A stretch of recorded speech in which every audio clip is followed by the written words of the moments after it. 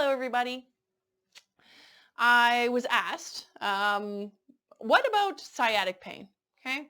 Now, when you're thinking about sciatic pain, which of course is pain that's coming from your sciatic nerve, usually it hurts your hip, it can go down to the knee, it can even ricochet down to the ankle, and it can be excruciatingly painful. So, why is that happening? Maybe the glute med is tight, maybe it's weak, but something definitely is not happy and it's causing you great amounts of pain.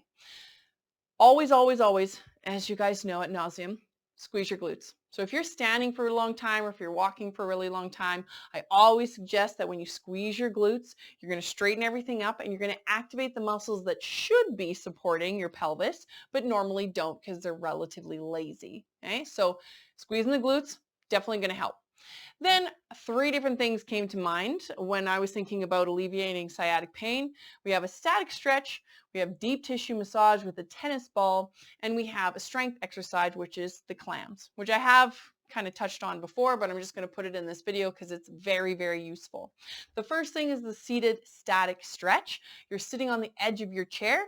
You're going to cross the ankle over the knee, which may or may not happen. Okay, if that hip is really tight, really painful, that ankle might be here and you're just going to hold on to that leg for dear life and try and sit up nice and tall. You will definitely feel that stretch. As it releases, hopefully you can get that leg up here. The knee might look like this, still working on sitting up nice and tall. Maybe if it can relax a little bit more, you're looking to have that knee gently pushed down as we're sitting up tall and trying to lean forward. Don't collapse the spine. We're not hunching forward. We're trying to lift the spine and the rib cage up and forward, gently pushing down on this knee. Don't forget to flex this ankle. You want it to have about 90-degree angle just so that we can help protect the knee. Of course, you want to lean back, take the pressure off, and do that on both sides. The other 2 can be done on the floor. My preference is the floor because it's nice and hard. But if you feel like you can't get down onto the ground, you can do clams in bed. And that's what we're going to start with first. Clams is a strength exercise. So on the floor or on your bed, you're going to lie on your side. We're going to rest our head in our hand. And what I want you to do is bend the hips and we're going to bend the knees. They're not super bent. We're not at 90 degrees here. We're a little bit less than that with the hips. But the main thing I want you to focus on is where is your hip? Probably it's fallen back because this is where it's comfy and we're kind of tight in this position. What I want you to do is take that free hand, put it on top of this hip, and we're going to push forward. Now my knees are stacked, my feet are stacked, and my hips and my torso are kind of rolled forward like we're kind of hugging a teddy bear in bed. Okay, we're in a collapsed forward position with the hips.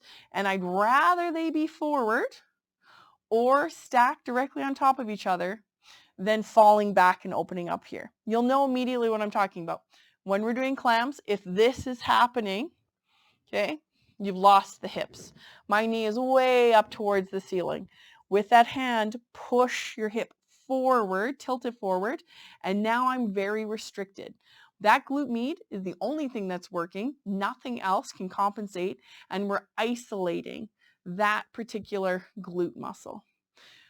This one I say about 15 reps here of really, really squeezing this glute, fighting that resistance, keeping those hips here. Don't forget to breathe. 15 on this side, 15 on the other, 2 to 3 sets. Punch your butt when that muscle starts to burn. We want it to burn. We want it to feel fatigued. The last thing, using a tennis ball, won't work so well on the bed, but if that's what you have, that's what you want to use. You're lying on your back, knees are bent. That tennis ball, you want to put it underneath your hip, and then relaxing your head down, you're just going to tilt the knees a little bit to the side. And when you tilt the knees to the side, you'll feel that stretch or that glute med. It'll feel it, trust me. This is a search and destroy mission. You rock the knees back to neutral. You can move that ball up. You can move it inward. You can move it outward. The glutes are pretty big, right? It's your whole butt muscle. So feel free to move it up, down, side to side. You tilt the knees to the side to make a deeper stretch. I'm never touching the ground with my knees. I'm just dropping my knees a little bit to the side to add some extra pressure there, and that's it. Once you find a really tight spot, I want you to breathe. I want you to try to relax. I want you to sink into that knot. It can take up to 30 seconds for that to happen. And then just slightly move that ball about a half an inch in a different direction. And again, start digging that out there. There'll be a difference in pain. Muscle pain, very grumpy muscles, you'll be like, oh man, that's not happy, but that's good.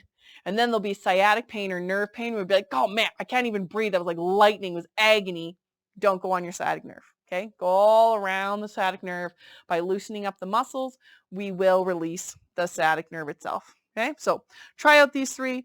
Hopefully it alleviates your sciatic pain. Thanks everybody. Bye for now.